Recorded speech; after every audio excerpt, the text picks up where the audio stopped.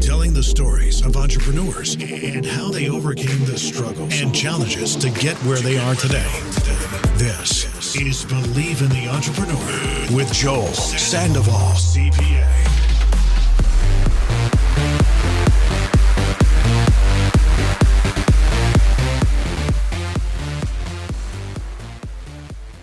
What's going on? Welcome to another episode of Believe in the Entrepreneur, and I'm super excited because I have Anthony Magana in the house, who is the CEO of Elite Realtors, an up-and-coming real estate brokerage here in Kern County, and they've been blowing up in the last few years. So, Anthony, thanks for being on the show. Thanks for having me, bro. Thanks for having me. For sure. So, Anthony, for my listeners that don't really know who you are, we were talking a little bit before we started the show, kind of like your humble beginnings, and you started being, you became an entrepreneur at such a young age, but tell me a little bit about your story. Like, what made you want to be an entrepreneur, and how did you know this was the route for you? So, kind of like when we were talking, it really started back to at a younger age. I grew up with migrant parents. My stepdad, my mom didn't have a whole lot of education, bro. So everything that I've seen was very limited, right, as to what was the meaning of life at that time. What I really saw was a lot of struggling. We lived in a studio with my aunt most of my life. Small studio. No bedrooms. Wow. Yeah, man, it was tough. But I was happy, right? I was very happy. But at the same time, I saw that they struggled a lot. And I'm like, man, I don't want to live like this, bro, to be honest with you. I want to see if there's more. I do have a relative that's in the business. And I always knew this guy made good money. And I'm like, shoot, I would like to do that. I would like to go that route. At 15, wow. At 15, I had my first baby. Actually. Really? Yeah, I got my girlfriend pregnant at 14. I was a freshman in high school. At 15, had my first kid, and I knew, as a man's responsibility, you got to go to work, right? So yeah. I started working, bro. And the first job that I actually landed in was Bolt House Farms. I don't know if you guys are familiar with that. But yeah, so I started working there for about a year. I hated it. Mm-hmm. Then I went to the fields, did another year, 2 years, and they were just shitty jobs, man. So I was like, I know there's a lot more. And I was always broke, even though I had those jobs, man, it was just enough for you to go back for more. Right. So I was like, you know what, I got to do something different with my life. And at 18, I made that decision to, pursue the career of real estate. I was like, I think it's better for me to, work for myself and pursue it in that sense. Right. So that's what I ended up doing, man. That's how I got into the business. Nice. I think that, when people have humble beginnings, like, because I grew up in Watsonville, where it's like 95% Hispanic. And even till this day, like, every time I go back, because my parents still live there, it's a very just low income community. Like, they know how to work hard. Like, they're out working in the strawberry fields. Yeah. They wake up early, they work late, but they still, like, there's like 3 families living inside one house. Yeah. And I think the younger generation right now, like, because of the generation that we're in, like YouTube, Google, access to mentors and stuff, like, now we're starting to work smarter, not just harder. Bro, I 100% agree with that. I actually think it's funny that you brought that up, because that was one of my mindsets. I'm like, dude, and my respect to those people that work out in the fields, bro, because it's one of the most difficult jobs I think I've ever had. They work really hard, bro. But I always knew there was a smarter way to do things. You know what I mean? I just feel like for them, they don't really have another option. And if we have that other option, to be able to pursue something better, why not? I don't want to stay stuck. And I had a lot of my mentors, bro, were the people in the fields. Wow. They're like, hey, man, you're here.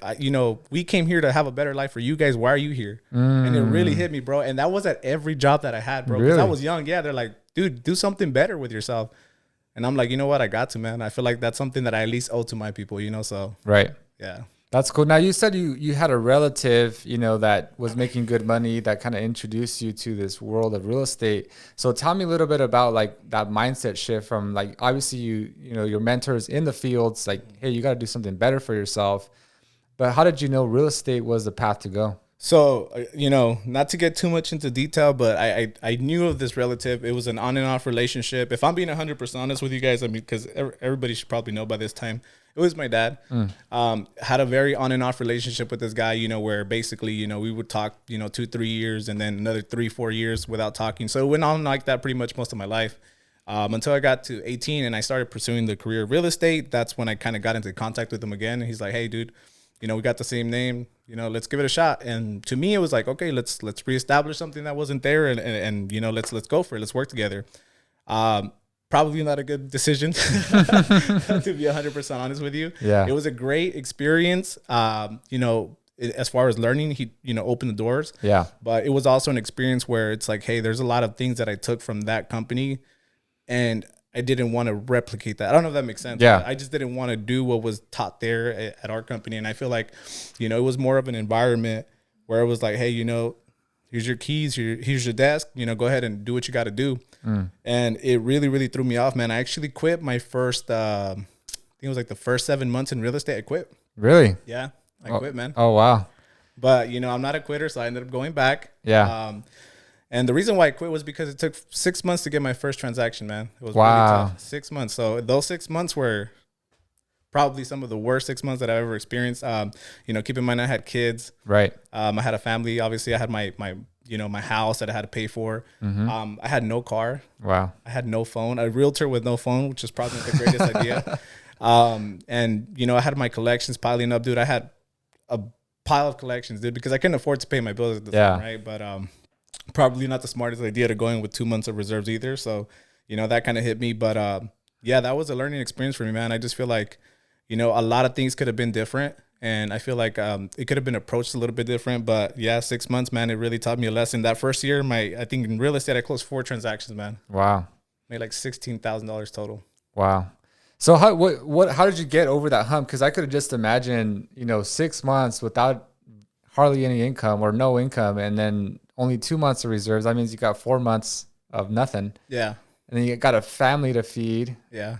I mean, talk about pressure and stress, and like I could just imagine, man, what your mind's going through during this time. How did you bounce back from that? Because I see where you're at now. Like you got something special at your office. Thanks. I mean, beautiful office. But if you talk about that time, 6 months no income, like what was the mindset shift? What was the things that you had to go through to get where you're at now? To be 100% honest, bro, I feel like a lot of people, and this is something that I learned early on, man. You can blame everybody. You can blame the world. You can blame people for your problems. But at the end of the day, it has a lot to do with you as a person. What you want to change. I wasn't the most responsible person, and I admit that, man. I was late all the time.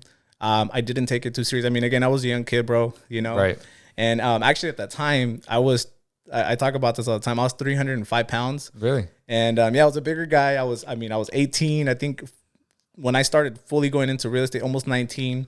And it just wasn't something that I took too serious. I did, but I was treating it like a 9 to 5 job. I would show up at 9 o'clock and then I'd leave at 5 o'clock. And then if I got any phone calls after, I wouldn't answer them, So where it really changed for me was when I decided to take it serious, man. I decided to take my life serious. That's when I started losing weight. That's when I started really like going all into this business. I started treating it like a business, not like a 9 to 5, job. And it really changed for me right there. The second year, I'm proud to say that I did close 20 transactions on my own. So that was really nice. Great. Yeah. That's awesome. So what made you kind of say, you know what, enough is enough. I'm going to take this serious. Like, was it because you hit rock bottom, or was it because, what was like the light bulb that said, oh, bro, 100,000%, man. I hit rock bottom in every possible way you can think of. Well, number one, I was 305 pounds. I started getting heart palpitations, bro, very, very often when I was asleep. I feel like my heart, out of place. And I'm like, shit, I got to do something with my life as far as, physical wise. Yeah. Now, as far as, financially, it's heartbreaking, bro. Apart from the collections, man, when you get your water disconnected very often, your light disconnected very often, a lot of people don't realize how much that affects you mentally. Right. And obviously having 2 kids at that time, I couldn't afford diapers. I talk about this all the time too, man. Embarrassingly enough, I had my little brother one time offer to buy diapers for me just because I couldn't afford it. Wow. And, seeing them run around with caca and stuff, like, like shit, this has to change, and no food in the fridge off of food stamps, welfare. It was completely rock bottom, bro. And, my landlord knocking at my door because, again, 3-4 months without pay. Right. It was embarrassing, but, that really I just didn't want to live like that, man. I felt like it kind of gave me flashbacks of, when the reason why I got into it in the first place was not to struggle, right. And I was in real estate struggling. And I'm like, shit, dude, I got to do something. I got to change this. I got to take it serious. I got to really put my commitment, right? So that's what really changed it for me was my kids and the struggle. So nice. Yeah, I think sometimes when your back's against the wall, it's like, dude, I have to just make this work, and I'm going to do whatever it takes to feed my family, not be in this situation again. I think that reminder of like that, where you came from, is almost like what pushes you to keep going every day. For sure, man. Because it's like, I don't want to go back to that. Yeah. And obviously, man, something I always share too, I would have dreams of working in the fields, man. And again, my respects to those people, because I woke up motivated as hell. I'm like, I am not going back to the fields. You know, I'm not going to go back to that place. So that was a big motivator for me too, man. It's either this works or, you know, I go back to that, and definitely wasn't going back to that for sure. Nice. So, I mean, then you started the next year, you closed 22 transactions. You know, now you're doing pretty well for yourself. That's awesome. But now, obviously, you have a brokerage now with, you know, agents and stuff. So like, what was the transition from, okay, now I'm hustling, but it can't just be me. I need a team of people. So how did you make that transition? So I realized that I needed a team once I started capping myself, you know. So me as an individual agent, you know, I was doing pretty well for myself, but I noticed that there was a continuous cap where I wasn't closing more than 20, 25 transactions a year. And it was really frustrating for me. So I said, hey, man, you know, I you know, that's when YouTube came in. I did, you know, at that time, I didn't have personal mentors. So I did, you know, revert to YouTube a lot. And teams just kept popping up.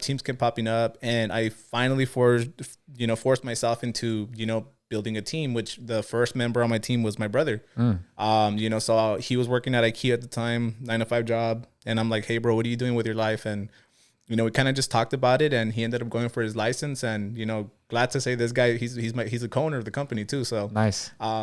Forward my team right there. And since then it just kind of took off, man. So that's what pretty much, you know, helped me out. That's cool. So you kind of, you realize that there's a cap, right? That one person can basically, how much capacity one person can do. 100%. And you're like, I have to get to the next level, but I need help. I need to leverage other people, you know, and that's a big mindset shift, because a lot of people, you know, they don't realize that in order to kind of grow, you kind of have to give some, you know, some commissions away. That's tough for a lot of people to do. Yeah. It's really, really tough. I'm going to be honest with you. It was tough for me to do that with my brother. I didn't trust him a lot with my leads. I'm like, dude, this is my bread and butter, you know, but I feel like that's one of the most difficult things to do as an owner, as a, you know, as a team leader. It's like, hey, you know, you gotta share, man. That's just that's the only way people are really going to grow. You need people, man. And when you realize that, the sooner you realize that, the sooner your business is going to grow. And that's exactly what did it for me, man. It's just like, you know, just reverting, you know, a lot of, you know, things to other people, leveraging people, like you said, right? I think that helps a lot. So that's what really, really helps, man. And a lot of people have a hard time with it, but I feel like, again, you know, the sooner they realize that, the sooner people can grow, for sure.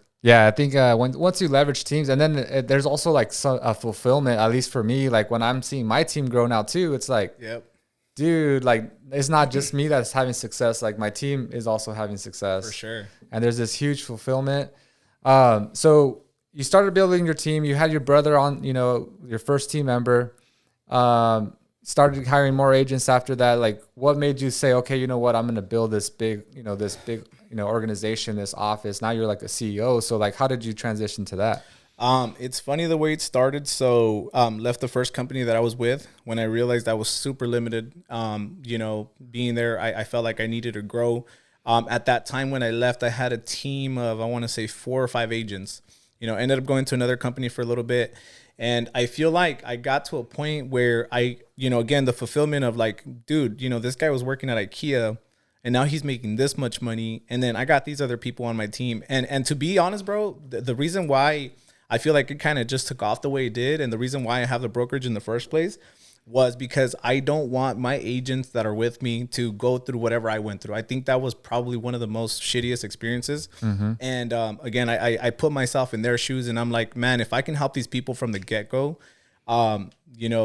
it's one of the best. It's like someone helping me, right? When I was younger. And I'm like, dude, it's probably one of the best feelings ever. So it just kind of took off, bro. After that second company, I'm like, I talked to my brother, and at that time, I was just like, hey, I think I'm going to open up a company, man. We talked about it. We had, it was a team name at first, and we ended up taking it down to regulations or whatever, and then we ended up doing it legit. I ended up opening the company, went through a corporation, everything, and opened up the brokerage, and it just kind of kept going, bro. It just kind of kept going. People started joining, talking about it, and thank God right now, I have 18 agents, and nice. They're all great, bro. And I love seeing the way they walk in, not knowing anything, scared, Not a lot of them are financially great. And then right now, just seeing the way they are right now, it makes me feel great, to be honest with you. It's a lot better than money, bro, because you and I both know when you start a business, you don't make money the first year. Right. And for me, it went like that the first year and a half. I didn't make any money, but I was happy, bro. I loved what I did because I saw them making money. You know what I mean? And it made me feel really happy, and just kind of went from there, man. That's awesome. And I think what you said is like, now you're basically a mentor to all these agents, right? And that's something that you didn't have. And you realize like, man, if they would have had that, they would have like not gone through those same mistakes that I went through. And that was for me a big kind of helped me get to the next level, because, you know, I actually ended up hiring a coach to teach me their ways. And I remember he asked, the first coach I ever hired, you know, I didn't even go to YouTube. I was just like, I knew that there was a mentor that had the answers, and he asked for 10 grand. And when you're barely starting, dude, 10 grand is like, dude, this is like what I'm going to use to live, you know? But I coughed up the money, and that 10 grand turned into, you know, 6-7 figures. For sure. And you know what? I didn't understand that at first, man. I was like, why do you have to pay so much money for mentorship? But, you know, seeing it from that point of view now as a mentor is like, well, dude, I mean, you know, your time is valuable. You know, you want to make sure that whoever's going to come and take your time is just as committed as you are going to be to them. So 10 grand is a small price to pay for the long run, bro. So I 100% understand you, but I see the point of view now, man, for sure. Yeah, 100%. And it just, all it does is it speeds up the learning curve.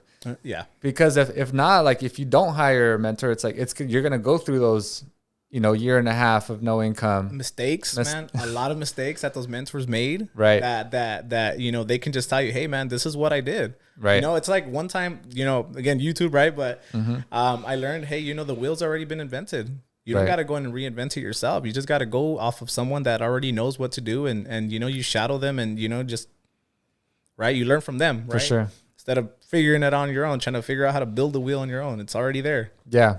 So was your mentorship just YouTube, or was it your dad too? Or like, what was it like? To be 100% honest, it was a lot of YouTube. It was a lot of books. I mean, I will give some credibility to my dad, you know, in terms of, you know, he taught me a few things, but nothing to where, I mean, I can say, you know, helped me get to where I am today. I feel like all of that had a lot to do with the mindset and the experience. I mean, if there's anything that he taught me was like, you know, it's a great business. It's a great business. So I definitely, I'll give him that. But as far as, you know, mentorship, definitely books, man. Books, I never used to read. You would never get me to read a chapter book. Most I would read is a coloring book, and, you know, there's no words in that thing. So, so to me, picking up a book was a lot for me. But once I did, man, it was like whatever I was going through in life, I was reading about it. Nice. And that book taught me how to handle those things, you know? So definitely reverted to that, and it really helped me a lot, man. It changed a lot, dude. So that's awesome. I think, you know, it's interesting because a lot of these mentors, right? Like the coach that I hired for 10 grand, like he basically was teaching me the exact same stuff that was in his book for $7. Nice. And it's like, I didn't have to pay 10 grand. I could have just paid $7, right? And learned exactly what it is he was going to teach me. Yeah. But, you know, there's something different too about like, you know, being able to speak to him, ask him questions. It's almost like you can just tell you, go to chapter 5, verse 3 or whatever. Correct, yeah. It's like, instead of having to read the entire book, I think that's one of the advantages of having a coach, in my opinion. But like for me, reading is still something that's very hard. Like I'd rather just cough up the money and just tell me. Exactly. But when you don't have the money, I mean, you have to revert to something like that. For sure. So like, how did you mean, before you said you were coloring books was, you know, all you got. And then now you had to learn the skill of like learning how to read and have passion for it. So like, how did you gain that skill? You know, I think I gained it when, again, you know, I got serious in my life at a point in time. That was to get me to one level. I was already at level 2, level 3 at this time. And I'm like, you know what? I have to learn how to do this in order for me to achieve another milestone, another level. So I taught myself, man. I forced myself, to be honest with you. The first book wasn't the easiest to read, but it got a little easier when I realized it was very relatable. It just became, again, something that you love to do. When it's something that you love to do, it doesn't seem like homework. It doesn't seem like a job. It just seems like it's something that, you know, you need, right? And I felt like I needed that, man. I felt like it was a person legitimately speaking to me, and I'm like, shit, you know, this is awesome. And I got hooked, bro. So I guess it wasn't, really that I taught myself a skill. It was just something that was really needed at the time, man. And you know, that's what really helped me out. So That's cool. I stuck with it. And I think that what you found is like you found that you were stuck at a certain level and you're like, all right, to get to this next level, I got to learn this skill. Correct. Right. And then you found the book that was going to help you. But I mean, if you go to the library or even YouTube, there's thousands of books, there's thousands of videos. So like, how do you dial in on this is the book that I want to read? You know, I did a lot of research. There is a lot of books, you know, there's thousands of books, but you have to know what it is you're trying to find. You know, what are the answers you're looking for? So, you know, what's the problem that you're having, and then look for books that have those solutions. You know, sometimes they might even have more than just that solution. It figures out things that you didn't even know yourself, you know. So basically that's the way I dialed it in. You know, I wouldn't pick up a Harry Potter book if I'm trying to, you know, focus on self-improvement. So at that point I turned to a lot of self-improvement books. And, you know, one of the guys that really helped me out a lot, and I don't know if you're familiar with him, is Patrick Bet-David, dude. He's a very, very good guy. I watched a lot of his YouTube videos and I read a lot of his books. I think he has like 2 or 3 out right now. And every book I read was great, man. You know, one of them really, really stuck out to me, helped me out a lot. I don't even remember the title of it right now, but it was a lot about the position that I was in at the time. It was basically reverting from, you know, an agent to an owner, right? A CEO, a mentor, a leader, you know, basically how you can do that. And man, that book helped me out a lot. For sure. For sure. Yeah, I think that's very important. Just realizing, okay, what's the problem that I'm dealing with, and who's the person? What's the book that I need to read to get me to that next level? And then I think what you even said is like, when you start reading, you realize what you don't know. For sure. And I think a lot of people don't get to that next level because they're not open to these new ideas. And it's like, dude, if you don't know what you don't know. That saying is so true, because when you learn that, you're just like, dude, I've been missing out. Yeah. You're like, I didn't know that. You know? Definitely does, man. It makes a difference. And my respects to people that have degrees, man. But, you know, this guy made a really good comment. And this is not towards everybody that has degrees. You know, it's just, they are some of the smartest, dumbest people ever, because they are so close-minded, man. It's like when you have a degree, it's like your head's super up here. You're like, I know it all. Right. You know, but in reality is you know, you don't. Right. You know, we don't. I don't. I tell my agents all the time, I'm your broker, I'm the CEO, I may be your mentor, but I don't know it all. Right. I'm learning every single day just like you are. But, you know, you got 2 options. You can be closed-minded about it, or you can be open-minded about learning something new every day, you know? So I think that's big, man. Being open-minded. I 100% agree with you on that. Yeah, I think that's important. And for me, that was actually very challenging because, you know, I went the traditional route. I was one of those A students, someone who got a degree. And so, you know, I went all into this, you know, the traditional route. I just wanted a higher education. I wanted a six-figure salary job. And I did. I had one. But I realized once I became an entrepreneur, I was like, dude, I don't know shit. Yeah. I was like, dude, I was like, I don't know how to market. I don't know how to price. I don't know how to sell. I don't know. I just knew tax law, and that was it. I'm like, dude, if I want to become someone successful, like I have to be consuming and open to ideas 100%. and just like, and then not just that, because some people are good at consuming content, but then the next day they haven't done shit. Yeah, they forget about it. Yeah, they don't. Yeah, exactly. Yeah, it's exactly. Like, dude, what good is knowledge if you're not gonna take action? Exactly. 100%, man. I feel like that is something that's huge. And I was one of those people in the beginning. I would consume, but I wouldn't do shit about it. And I was just kind of waiting, man. I was just waiting for shit to happen. You know, it doesn't work like that. Yeah. So I started putting everything that I took into action, you know, into play. And I'm like, you know, it works a lot better. You're going to make mistakes. You're going to fail. You're probably going to look stupid, you know. But eventually you're going to get it, man. And I feel like that's where, you know, a lot of people are just scared of failing, man. Yeah. They're scared of making mistakes. And, you know, once they realize it's not too bad, and you and I both know, being an entrepreneur, you got to make mistakes in order to get to the next level. That's just the way it is. You know, right. You're not going to go around that. But I think the sooner people realize that as well, that's when people start growing too, you know? So there's a lot of things, man, that, you know, I realized along the way that I needed to overcome. And that's definitely one of them, man, for sure. For sure. So, no, I mean, you mentioned, you know, you were consuming content. So what are your kind of like your rituals to like take action, you know, because is it that reminder of those humble beginnings of the, you know, working in the fields or living in the studio that gives you that drive, or do you have certain rituals where like, hey, this is why I take action? You know what, bro? It has a little bit to do with both. I do have my rituals, but at the same time, it is I could say it reverts back to those beginnings, you know, like for instance, I like to wake up and work out, you know, at least pretty much every day, right? Almost every day. I do miss a few times. But the reason why I do it is because I don't want to let myself down. You know, I don't want to go back to being that 305-pound kid that, you know, couldn't breathe and was about to probably die in his bed, you know? So, I mean, that's a big inspirational thing for me, right? I wouldn't even say motivating, because motivation is temporary, you know, inspirational is forever, dude. You know, so to me, that's my inspiration, is myself, not going back to what I was. Now, as far as, you know, work ethic and everything, it's, you know, I have this fear of, you know, being broke. So yeah, man, I think that's what it is. It reverts back to the beginning. Nice. I think that's so key, because like, for me, I didn't really have the fear of like, because I had a bachelor's degree, right? Yes. So I knew that I could always go back and get a job. So I was like, dude, worst case scenario, I'll just go back, get paid 6 figures again. Cause I knew I had skills. Yeah. But there's something about like visualizing something to inspire you, right? Like for you, it was your humble beginnings, right? For me, it was like the lifestyle.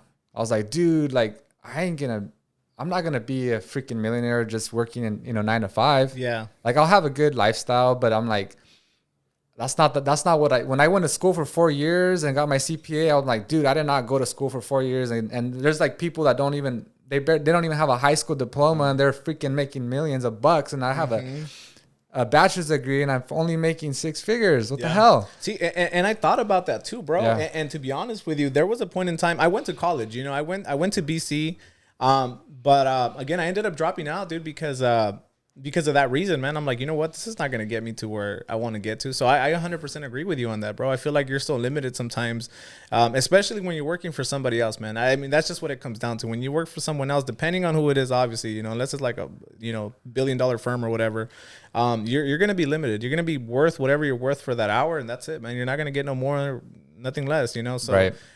That's what really stood out to me when I went to college. I'm like, shit, what am I even going for? My brother was going to college at the time. He was going to CSCB, and I told him, dude, what are you going to go get your degree for? You know, like I have people that work in my office that have degrees, and, you know, they're doing what I'm doing.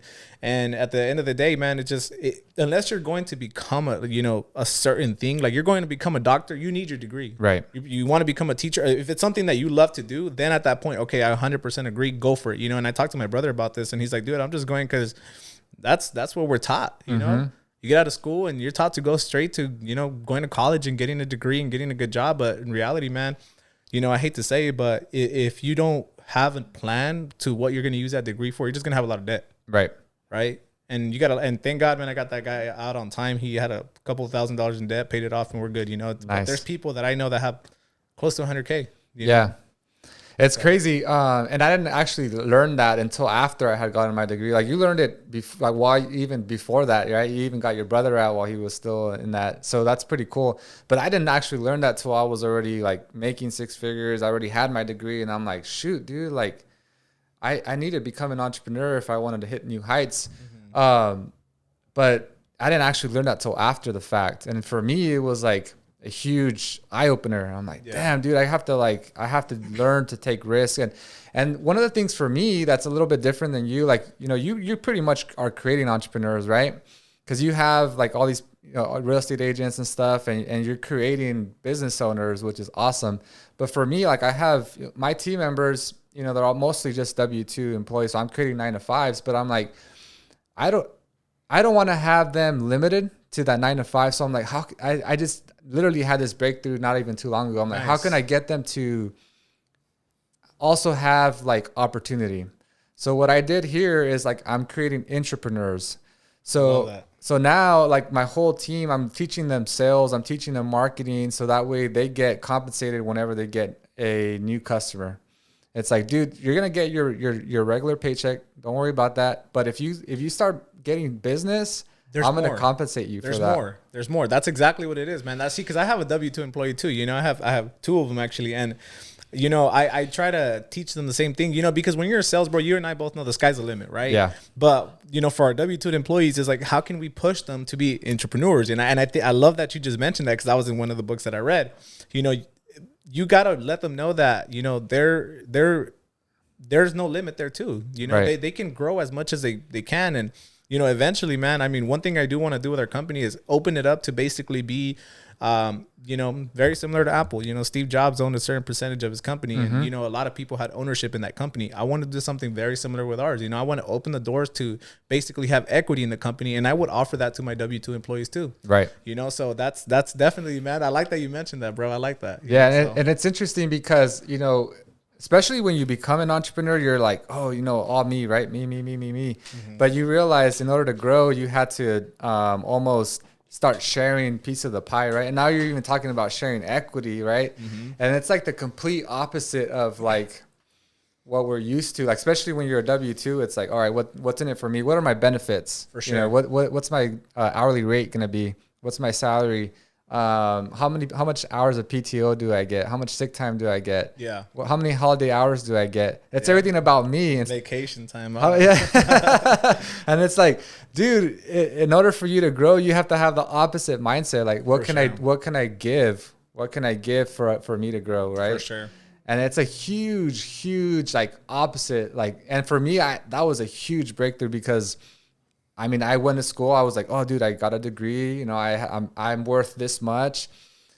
But I'm like, dude, how much can an employer actually pay me? Yeah. It's like, dude, I'm going to have to freaking be a CEO of this huge corporation. And I'll probably just make $300,000. I'm like, I'm never going to become a millionaire. Yeah.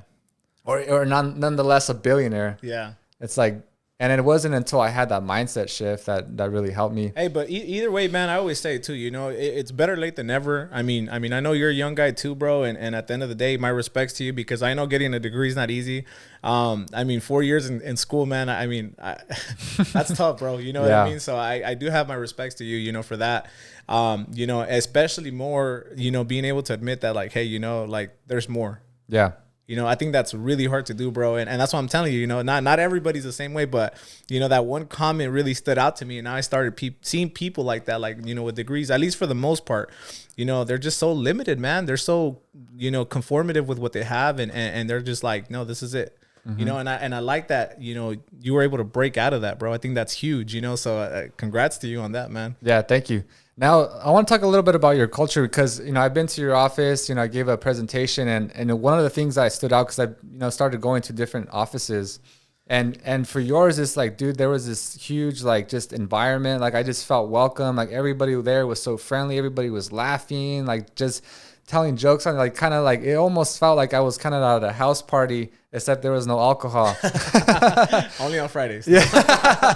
I'm playing, man. Yeah. So how did you build that? Like, you know, how did you know I wanted this to be like, you know, fun and stuff? You know, it kind of just happened, bro. You know, in a sense where, you know, I guess we just started attracting like-minded people. You know, not everybody that comes to our office, you know, stays. You know, we did have a few, you know, 2 or 3 agents that have left, but there are people that I can say that were not like-minded. And, you know, I'm happy to say that the people that have stuck around for that long are people that, you know, they think very similar to us, you know, where we're all similar in a sense, you know. So I think the reason why they get along so well is because of that, you know. And at the same time, you know, I'm very big on teamwork. I'm very big on, I'm a very team-based person because I know, you know, what effect comes out of it, you know, how big and how effective it is. And I feel like, you know, everybody there realizes that, you know, so we all work together very, very well.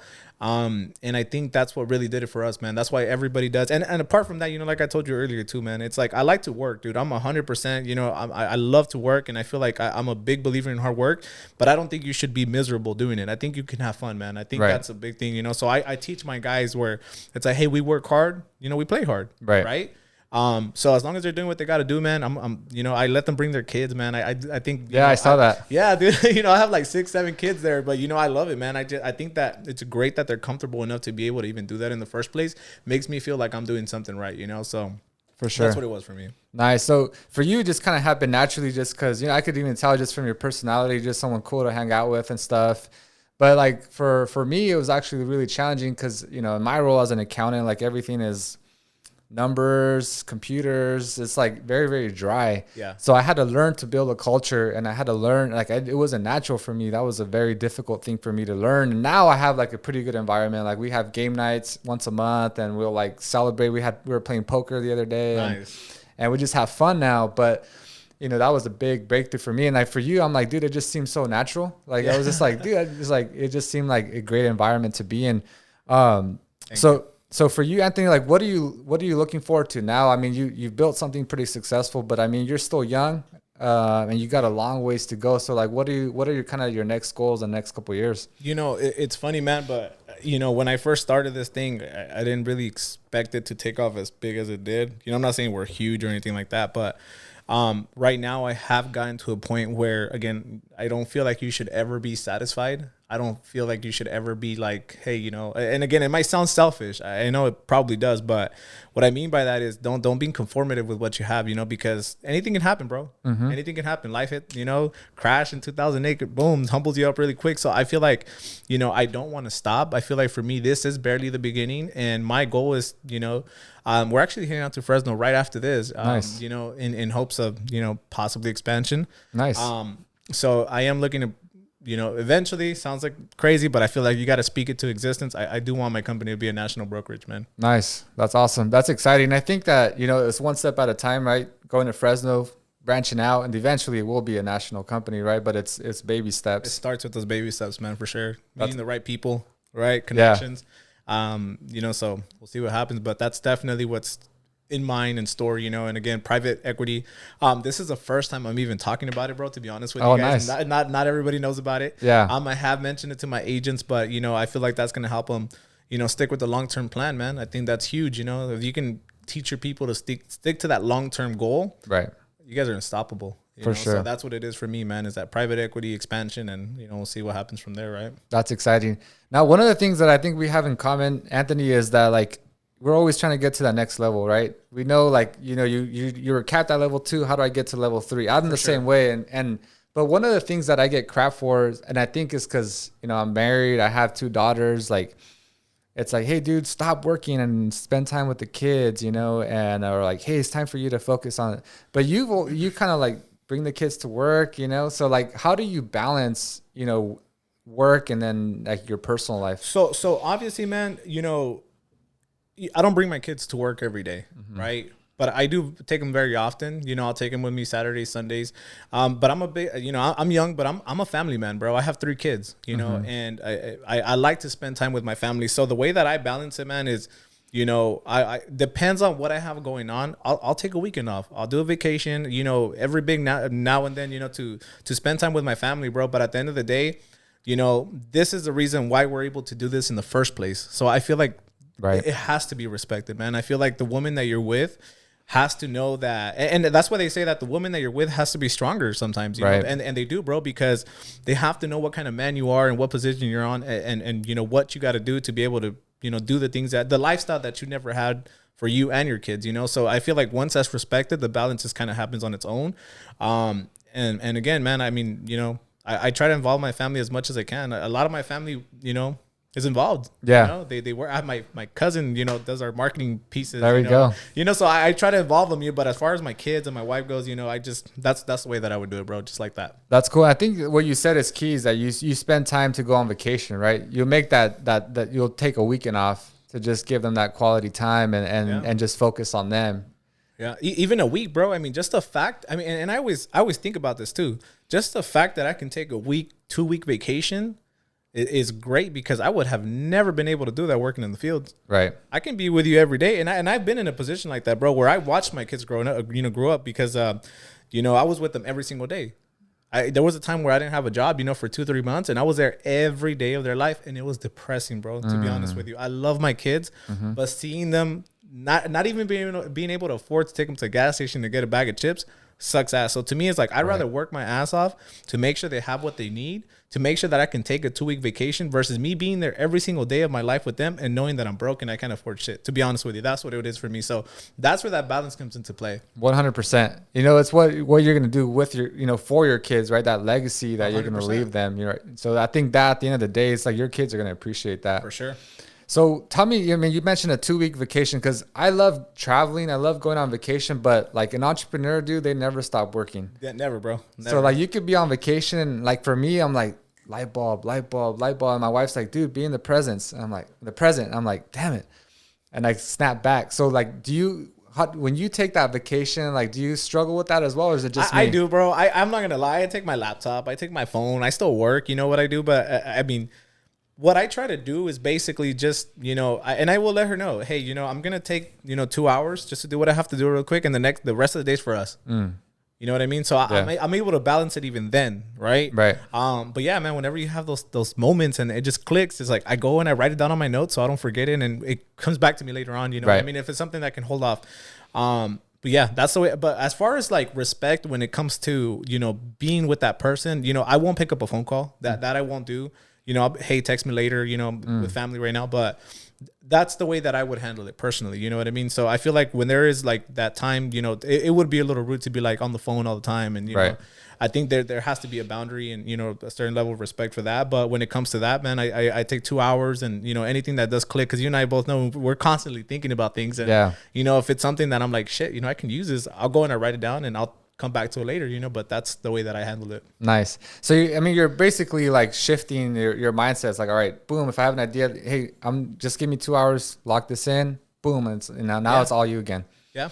100%, man. That's awesome. That's what it is. And a woman that understands is going to understand exactly what it is and what needs to be done, man. Right. I don't think it should be questioned. So for sure.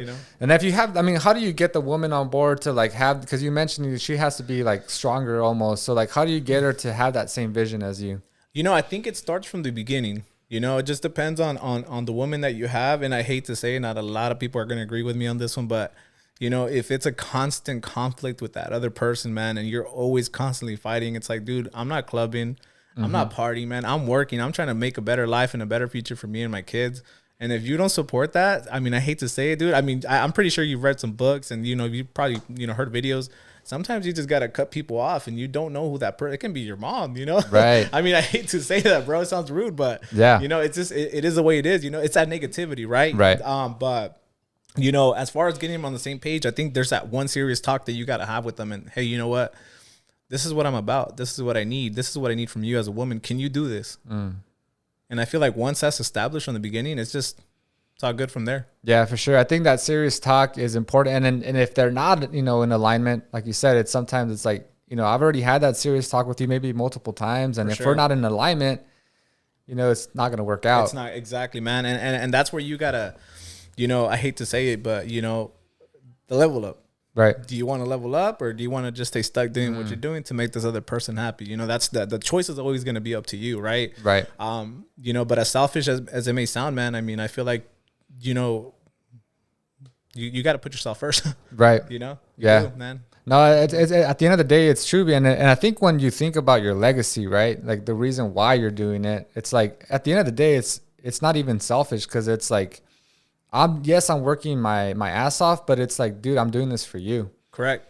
I'm doing this so for you us. can have exactly. For us. For our kids. To have a better lifestyle, to be able to afford a 2-week vacation, to be able to not go back to not being able to afford gas. Yeah. It's like, you have to remember like why I'm doing this. Yeah. And it's like, would you rather me work my ass off or, not be able to, put gas in your car? Correct. And I feel like that's what it really comes down to, man. And again, I'll go back to that scenario. It's like, hey, do you want me to be here every day? Because I can, but we're going to be broke as shit. Right. Or do you want me to do what I have to do in order for us to succeed, to have a good life, man, to be able to go take those 2-week vacations, to go shopping on Rodeo Drive, Right. So it's just, it really comes down to, that strong partner, man. The woman has to be, if not as strong, stronger than the man, bro, because, it's definitely one of those things where they're the backbone. For sure. For sure. Yeah, 100% I agree with you. So Anthony, you got a lot going on. I do 100% agree that you're going to be a national company. Just from what I've seen, and then you're still like so young. Like if I would have known what I know now, like and started at your age, like at 18, I'm like, dude, I would have like I would have been 10 times bigger than I am now. Yeah. And so you have like time at your advantage, which is awesome. So you mentioned, baby step, one step at a time. You're going to start looking at Fresno. That might be a possibility. Offering equity. Like you mentioned Patrick Bet-David as mentors. So like, who's kind of like who you look up to? Like who, because I look, there's people like, that I'm always looking up to get to that next level. So like, where do you get your inspiration? That guy. I'm going to be honest with you. I'm not a big, a lot of people are going to hate me for this. I'm not a big fan of the people that work there, but I love what this guy's about.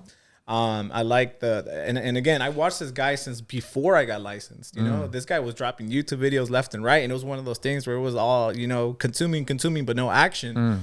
Until I started utilizing it, I'm like, shit, you know, this guy is awesome. So he's definitely one of the, you know, mentors, to be honest with you. You know, I've read every book this guy has had out. I've watched every video he's had out, you know, and I feel like that is definitely one of the, I would like to be at that level with my company. Actually, the inspiration of the equity in my company came from him. Right.